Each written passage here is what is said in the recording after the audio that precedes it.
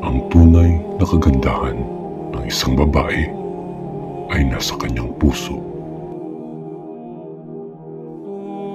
Nasa kanyang iman o pananampalataya. Nasa kanyang takwa o takot sa Diyos. At pagmamahal sa kanyang kapwa. Bagamat iilan lamang sa mga kalalakihan ang alam ito,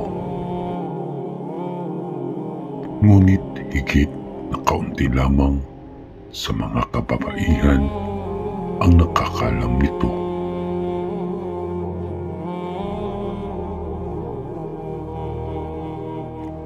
O mga anak ni Adan, katiyakan aming ibinaba sa inyo ang saplot, kasuotan, upang ikubli ang inyong mga masiselang bahagi ng katawan at bilang palamuti.